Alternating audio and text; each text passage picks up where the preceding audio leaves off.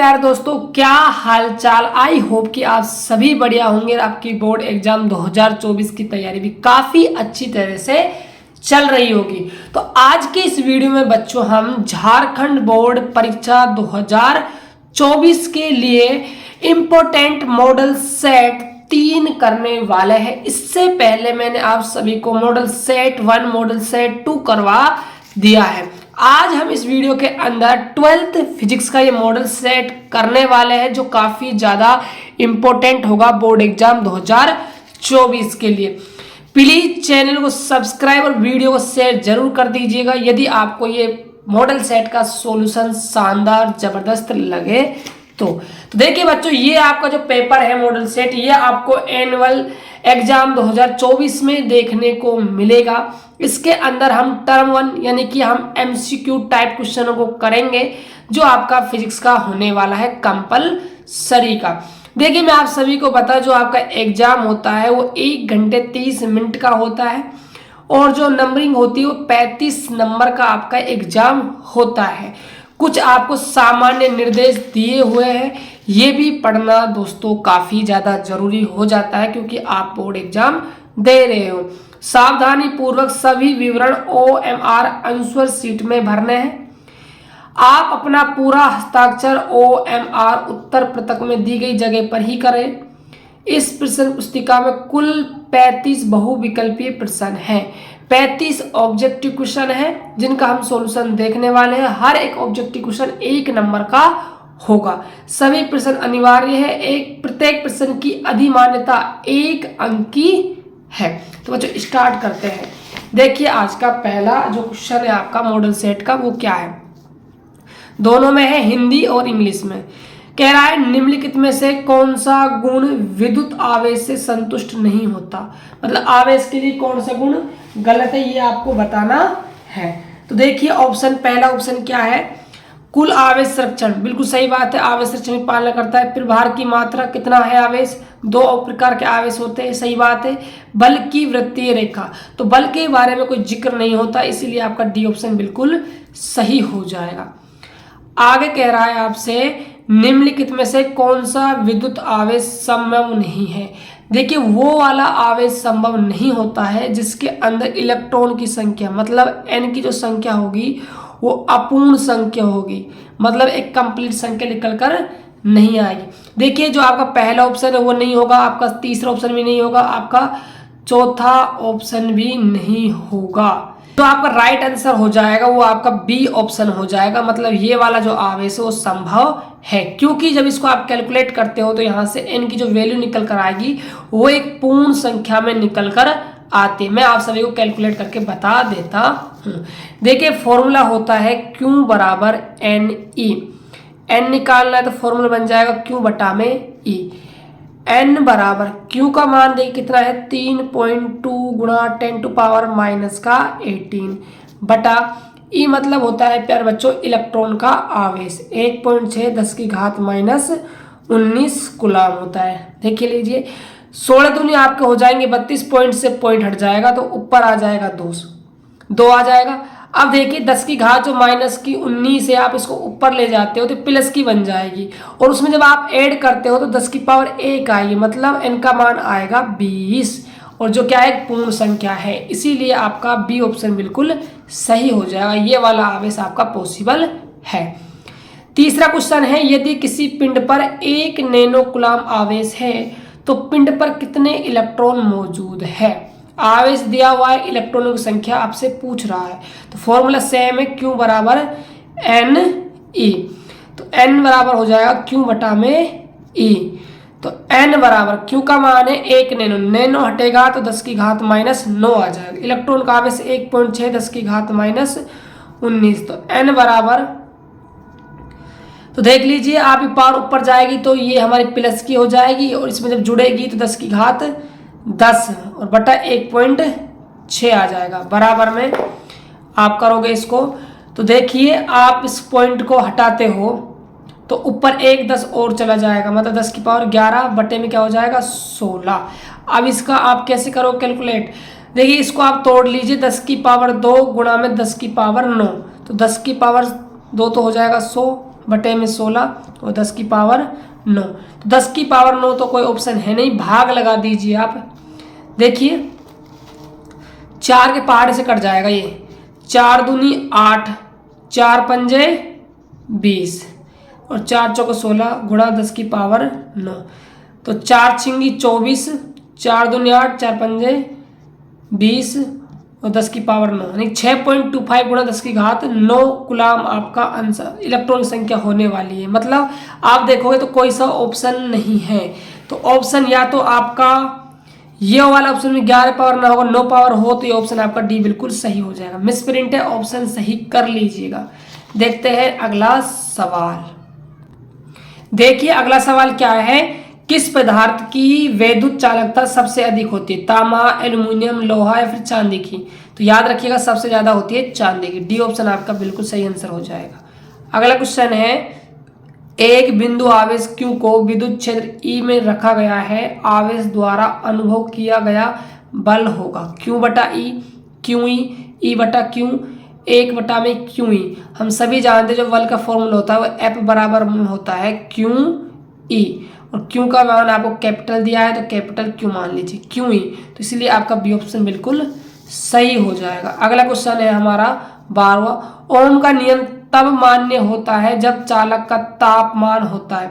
बच्चों आप सभी ने ओम का नियम पढ़ा होगा, यदि किसी चालकता की भौतिक अवस्था ताप दाब ये स्थिर रखी जाए, तो स्थिर आया है ना वर्ड, तो इसलिए आपका डी ऑप्शन बिल्कुल सही हो जाएगा। अगला क्वेश्चन है, एक समांतर प्लेट संधारित्र में समान और विपरीत आवेश वाली 2 वर्गाकार प्लेटें होती हैं। प्लेटों पर सतह आवेश घनत्व क्रम से प्लस सिग्मा और माइनस सिग्मा है। प्लेटों के बीच के क्षेत्र में विद्युत क्षेत्र का परिमाण होता है। तो आप सभी ने पढ़ा होगा, मान लीजिए संधारित्र में 2 प्लेटें होती है, इस पर प्लस क्यू आवेश है, इस पर माइनस क्यू आवेश है। तो यहाँ पर जो विद्युत क्षेत्र उत्पन्न होता है आपका वो होता है E बराबर में सिग्मा अपॉन में एप्सिलॉन नॉट, इसीलिए आपका ए ऑप्शन बिल्कुल सही हो जाएगा। अब देखते हैं नेक्स्ट सवाल। अगला क्वेश्चन है आप सभी के सामने, एक समांतर प्लेट एयर कैपेसिटर का कैपेसिटेंस C है, मतलब एक आपका समांतर प्लेट संधारित्र है, उसकी धारिता C है, इस पर फोकस कीजिए। जब यह है परावैद्युत स्थिरांक 5, मतलब आपको ये एप्सिलॉन R का मान दिया है, से पूरी तरह भर जाता है। ध्यान दीजिए दोस्तों, पूरी तरह मतलब ये कंप्लीट भरा हुआ है माध्यम से, तो कैपेसिटेंस में कितनी वृद्धि परसेंटेज में होगी ये आपको बताना है। देखिए यहाँ पर माध्यम और निर्वात की धारिता में आप सभी ने संबंध पढ़ा होगा, CM बराबर में होता है एप्सिलॉन R और C नोट। मतलब क्या हुआ, माध्यम की जो धारिता होती है वो निर्वात की धारिता और परावैद्युतांक के गुणनफल के बराबर होती है। अब आपको पूछ रहा है कि माध्यम आपने भर दिया है तो धारिता कितनी परसेंटेज में ग्रो करेगी, मतलब कितनी बढ़ जाएगी, ये आपसे पूछ रहा है। तो देख लीजिए 5 आपने परावैद्युतांक रखा है, तो यहाँ एप्सिलॉन R का मान 5 जमा होगा, धारिता पहले C थी, तो पहले की तुलना में 5 गुना हो जाएगी, मतलब 500% आपकी हो जाएगी। से ऑप्शन आपका बिल्कुल सही आंसर हो जाएगा। अगला क्वेश्चन है आप सभी के सामने, किसी भी क्षण कुंडली से जुड़ा फ्लक्स। देखिए आप हिंदी में यदि क्वेश्चन को पढ़ते हो तो यहाँ पर फ्लक्स की वैल्यू अधूरी है, जो ऊपर आप देखते हो इंग्लिश में कितनी दी हुई है, 10t² माइनस का 50t प्लस का 250 आपको दिया हुआ है। प्रेरित EMF t बराबर 2 सेकंड पर ज्ञात आपको करना है, कितना हो जाएगा। देखिए आप सभी ने सूत्र पढ़ा होगा विद्युत वाहक बल का, E बराबर माइनस का N/φ अपॉन में dt होता है। N होता है फेरों की संख्या, यहाँ फेरों की संख्या के बारे में कोई बात नहीं की गई है, इसका मतलब फेरों की संख्या आप 1 मान लीजिए, तो फॉर्मूला बन जाएगा E बराबर माइनस का dφ अपॉन में dt। अब आप यहाँ पर फाई का वैल्यू जमा दीजिए, फाई का मान है आपका 10t² माइनस का 50t प्लस में 250। अब आप इसका अवकलन कीजिए, तो माइनस आपका बाहर रहेगा, 10 आपका बाहर आएगा, t² का अवकलन हो जाएगा 2t। फॉर्मूला पढ़ा होगा आप सभी बच्चों ने कि d अपॉन में dx x की पावर n का फॉर्मूला होता है, घात आगे आ जाती है और घात में से 1 माइनस हो जाता है, ये आपने फॉर्मूला पढ़ लिया होगा, है ना। माइनस का 50 ठीक है, और 250 आपका अचर है, इसका अवकलन हो जाता है 0। तो यहाँ से आएगा E बराबर -20t-50। अब देखिए जो t का मान दिया हुआ है वो आपसे बोल रहा है कि आपको 3 सेकंड पर निकालना है। तो 20 गुणा में 3 माइनस का 50, 20 को आप 3 से मल्टीप्लाई करोगे तो 60 माइनस का 50, 60 में से 50 जाएगा तो माइनस का 10 वोल्ट आपका निकल कर आ जाएगा। तो इसीलिए आपका बी ऑप्शन बिल्कुल सही हो जाएगा। अगला क्वेश्चन है किरचॉफ का पहला नियम सिग्मा आई बराबर 0, दूसरा नियम सिग्मा आई आर बराबर सिग्मा ई, जहां प्रतीकों के सामान्य अर्थ होते हैं वो क्रम से पर आधारित होते हैं। चार संरक्षण, गति का संरक्षण, ऊर्जा संरक्षण, चार संरक्षण, समय का संरक्षण, आवेश का संरक्षण, आवेश का संरक्षण, ऊर्जा का संरक्षण। आप सभी बच्चों ने पढ़ा है कि जो पहला नियम होता है वो आवेश संरक्षण की पालना करता है और जो दूसरा नियम होता है वो ऊर्जा संरक्षण की पालना करता है। इसीलिए आपका डी ऑप्शन बिल्कुल सही हो जाएगा। अगला क्वेश्चन है तांबे के पतले तार की तुलना में तांबे की छड़ का विशिष्ट प्रतिरोध है।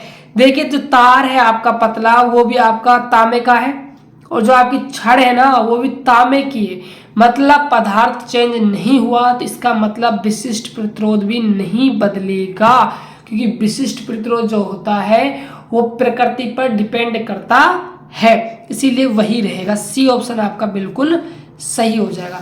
देखते हैं अगला क्वेश्चन। तो अगला क्वेश्चन है आपका 18। मैं आप सभी बच्चों को बता दूं ये आपके सिलेबस में इस वर्ष ये चैप्टर जो था इसमें जो हेडिंग थी आपकी, आप सभी दिक्पात नमन कोण ये देखे होंगे, ये आपका हट चुका है। तो ये वाला क्वेश्चन आपके सिलेबस में से नहीं है, बट इसका मैं आंसर आप सभी को बता देता हूं। इसका जो राइट आंसर होगा बच्चों वो आपका ए हो जाएगा। ये आपके सिलेबस में नहीं है, ये बात आप ध्यान रखिएगा। अगला है आपका क्वेश्चन नंबर 19। ये आपसे क्या कह रहा है, पृथ्वी एक चुंबक की तरह व्यवहार करती है जिसमें चुंबकीय क्षेत्र लगभग उत्तर से दक्षिण, दक्षिण से उत्तर की ओर, पूर्व से पश्चिम की ओर, पश्चिम से पूर्व की ओर होता है। देखिए बच्चों बी राइट आंसर होगा, दक्षिण से उत्तर की ओर। ये भी आपके सिलेबस में नहीं है, ये बात आप ध्यान रखिएगा। क्वेश्चन नंबर है आपका 20। पृथ्वी के चुंबकीय क्षेत्र की परिमाण है एक जगह स्थिर, हर जगह शून्य, बहुत अधिक मान वाले, पृथ्वी की सतह पर एक स्थान से दूसरे स्थान पर भिन्न होते हैं। देखिए जो पृथ्वी के चुंबकीय क्षेत्र का जो परिमाण होता है वो ध्रुवों पर अलग होता है, आप सभी ने पढ़ा, वो भूमध्य रेखाओं पर अलग होता है, मतलब पृथ्वी की सतह पर अलग अलग स्थानों पर भिन्न भिन्न होता है। डी ऑप्शन आपका बिल्कुल सही हो जाएगा। और ये वाला क्वेश्चन आपके सिलेबस में नहीं है, इस सारे टॉपिक हट चुके हैं, ये बात भी आप ध्यान रखिए। अगला है एक समांतर प्लेट संधारित्र की दो प्लेटों के बीच प्रति इकाई आयतन में संचित ऊर्जा होगी। देखिए जो ऊर्जा होती है U बराबर वो आपकी होती है 1/2 एप्सिलॉन नॉट E का स्क्वायर। तो ऑप्शन देख लीजिए कौन सा सही होने वाला है। तो पहला बिल्कुल गलत है, स्क्वायर नहीं है इसमें, यह आपका डी ऑप्शन बिल्कुल करेक्ट आंसर है। डी ऑप्शन में टिक लगा लीजिएगा, ये बिल्कुल आपका सही है। अगला क्वेश्चन है, ये भी आपके सिलेबस में भाई नहीं है। भूमध्य रेखा पर ध्रुवों पर चुंबकीय क्षेत्र की कुल तीव्रता का अनुपात कितना होता है? ये आपका 1:1 होता है, इतना आप ध्यान रख लीजिएगा। देखते हैं नेक्स्ट क्वेश्चन। तो अगला क्वेश्चन क्या कहता है, देखिए एक विद्युत धारा ले जाने वाली बिजली लाइन पश्चिम से पूर्व की ओर धारा प्रवाहित करती है। तो मान लीजिए लाइन है प्यारे बच्चों, वो पश्चिम से आपको पूर्व की ओर, मतलब वेस्ट से ईस्ट की ओर धारा प्रवाहित हो रही है। उसके अंदर आपसे कह रहा है इसके ऊपर 1 मीटर, इसके ऊपर मान लीजिए 1 मीटर, यहाँ पर बात कर रहा है 1 मीटर ऊपर चुंबकीय क्षेत्र की डायरेक्शन क्या होगी। यहाँ जो चुंबकीय क्षेत्र बन रहा है उसकी डायरेक्शन क्या होगी। देखिए आप सभी नियम पढ़ा होगा, दाहिने हाथ का अंगूठा धारा की दिशा में हो गया तो उंगलियों घूमने की दिशा क्या बताएगी, चुंबकीय क्षेत्र की दिशा को। अंगूठा धारा की दिशा में हो गया, इधर आपकी नॉर्थ हो गई, इधर बाहर आप लाओगे तो मतलब आपका क्या हो गया, साउथ हो गया, मतलब उत्तर से क्या हो जाएगी, आपकी दक्षिण हो जाएगी। इसीलिए आपका ए ऑप्शन बिल्कुल राइट आंसर हो जाएगा। अगला क्वेश्चन है, एक टोरॉइड या सोलेनोइड मतलब परिनालिका और टोरॉइड की बात कर रहा है के कारण चुंबकीय क्षेत्र स्वतंत्र है। देखिए आप सभी ने परिनालिका कारण डेरिवेशन पढ़ी होगी। परिनालिका के अंदर चुंबकीय क्षेत्र जो उत्पन्न होता है वो B बराबर न्यू नॉट NI होता है।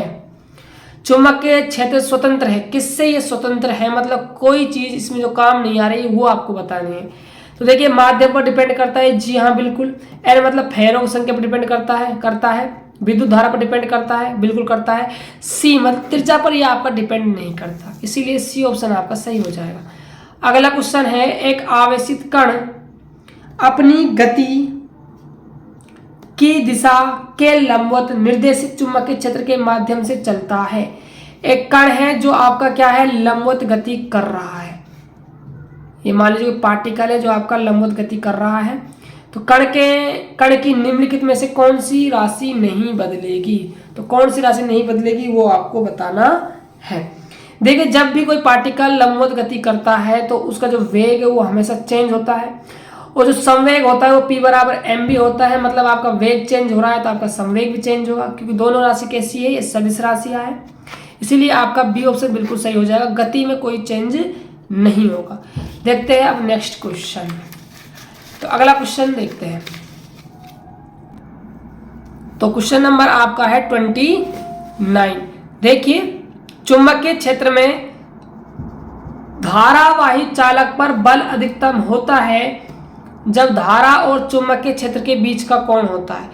देखिए जो बल लगता है ना चुंबकीय क्षेत्र किसी चालक के कारण, मैं आप सभी को बता दूं, वो F बराबर ILB sin थीटा बल लगता है चालक पर चुंबकीय क्षेत्र के कारण। अब आपसे ये कह रहा है कि ये चुंबकीय जो बल है हमारा, ये अधिकतम कब हो जाएगा धारावाही चालक पर। तो सीधी सी बात है बच्चों, जब आप थीटा का मान 90 डिग्री जमाओगे तो ये आपको मैक्सिमम मिलेगा, इसीलिए आपका सी ऑप्शन बिल्कुल सही हो जाएगा। अगला क्वेश्चन है आपका क्वेश्चन नंबर 30। दो पतले लंबे समांतर तार लीजिए, दो पतले हैं और सीधे समांतर तार डी दूरी पर रखे हुए हैं। तो डी दूरी पर ये रखे हुए हैं, अलग किए गए आई एम्पीयर की धारा को एक ही दिशा में ले जाते हैं। आई एम्पीयर धारा को एक ही दिशा में ले जाते हैं, मतलब आई धारा इनमें प्रवाहित हो रही है। तो देखिए बच्चों सीधी सी बात है, जब भी दो समांतर चालक तारों में एक ही डायरेक्शन में धारा प्रवाहित होती है तो उनके बीच जो बल लगता है वो लगता है आकर्षण। तो देखिए इसमें प्रतिकर्षण, ये कट हो गया ऑप्शन, इसमें प्रतिकर्षण है, ये भी गया काम से। सिर्फ बचा है तो ए और आपका सी ऑप्शन बचा है। तो मैं आप सभी को बता, जो बल लगता है वो F बराबर में न्यू नोट अपॉन में 4 पाई 2I1I2 बटे में R होता है। R होती है दूरी दोनों चालकों के बीच की। तो आप देख पाओगे यहाँ से F बराबर में न्यू नोट अपॉन में, देखो 2 से 4 कट गया 2 बार, तो 2 पाई गुणा में धारा जो है वो I है, तो मतलब I का स्क्वायर हो गया। R है दूरी, और दूरी कितनी दी हुई है आपको D, तो न्यू नोट अपॉन में 2 पाई गुणा में I स्क्वायर बटे D। तो जो राइट आंसर है ना आपका, वो आपका पहला ऑप्शन बिल्कुल सही हो जाएगा। देखिए अगला क्वेश्चन, एक बार चुंबक के अंदर चुंबकीय रेखाएं, मान लीजिए एक चुंबक है, चुंबक के अंदर दो ध्रुव होते हैं, एक तो S होता है और एक N होता है। देखिए बच्चों आपको ट्रिक याद रखनी है, जीवन में हमेशा सत्य बोलो, नारायण भगवान की प्राप्ति होगी। इसका मतलब चुंबक के अंदर जो चुंबकीय बल रेखाएं होती है वो S से निकलती है और N में प्रवेश करती है, और बाहर की बात की जाए तो N से निकलती है और किस में प्रवेश करती है, S में प्रवेश करती है। इतनी बात आपको ध्यान रखनी है। ये आपसे अंदर पूछ रहा है, तो अंदर तो S से निकलेगी और N में प्रवेश करेगी, मतलब दक्षिण से निकलेगी और उत्तर में प्रवेश करेगी। तो देखते हैं चुंबक के अंदर दक्षिण ध्रुव से उत्तर ध्रुव तक, तो डी ऑप्शन आपका बिल्कुल सही हो जाएगा। देखते हैं अगला क्वेश्चन। देखिए अगला क्वेश्चन क्या है, सीधे तार A से B तक धारा बढ़ रही है। एक तार है सीधा, उसमें धारा A से B तक बढ़ रही है, लूप में प्रेरित धारा की दिशा है। तो प्रेरित धारा की दिशा आपको बतानी है। देखिए जो धारा की दिशा होती है वो हमेशा कैसी होती है, आपकी विपरीत होती है। B से A की ओर आपकी धारा हो जाएगी, जिसकी वजह से जो आपका ऑप्शन होने वाला है धारा का, वो आपका दक्षिणावर्त हो जाएगा। अगला क्वेश्चन है आपका 33वां, यदि प्राथमिक और द्वितीयक कुंडलियों में घुमावों की संख्या को बढ़ाकर 2 गुना कर दिया जाए तो पारस्परिक अधिष्ठापन, अधिष्ठापन का मतलब है मेरे प्यारे बच्चों अन्योन प्रेरण का मान कितना हो जाएगा, ये आपसे पूछ रहा है। तो म्यूचुअल इंडेक्स का फॉर्मूला होता है m बराबर nu naught N I N two n1 है दोस्तों, है ना, ये n1 गुणा n2 a बटा में आपका होता है l। अब आपसे कह रहा है कि घुमावों की संख्या मतलब फेरों की संख्या आपने बढ़ाकर कितना कर दी, 2 गुना कर दी। तो m बराबर न्यू नोट 2n1 और 2n2 a बटा में l। तो m बराबर में ये 4 new note n1 n2 a बटा में l। तो पहले m था, अब इसको आप m डैश मान लीजिए। तो m डैश बराबर हो जाएगा 4 गुना हो जाएगा पहले की तुलना में, इसीलिए आपका ए ऑप्शन बिल्कुल सही हो जाएगा। अगला क्वेश्चन है स्वयं प्रेरक वाले विद्युत परिपथ में विद्युत धारा तुरंत क्यों नहीं बढ़ती, उसका रीजन क्या है नहीं बढ़ने का, ये आपको बताना है। देखिए रीजन सिंपल सा है, आप सभी ने पढ़ा होगा विद्युत वाहक बल होता है माइनस का LDI अपॉन में DT। ये क्या होता है, अपनी उत्पत्ति को विरोध करता है प्रेरित विद्युत वाहक बल के कारण। अगला क्वेश्चन है बच्चों, ये सबसे शानदार क्वेश्चन है, लास्ट क्वेश्चन है, बट ये है सबसे इंपॉर्टेंट क्वेश्चन है और बोर्ड एग्जाम में पूछा जाता है, इसको थोड़ा ध्यान से करेंगे। देखिए आपसे कह रहा है जब 60 वाट 200 वोल्ट रेटिंग के 3 समान बल्ब 200 वोल्ट की आपूर्ति से श्रृंखला में जुड़े हुए हैं, मतलब 3 बल्ब है, एक बल्ब, 2 बल्ब और ये 3 बल्ब।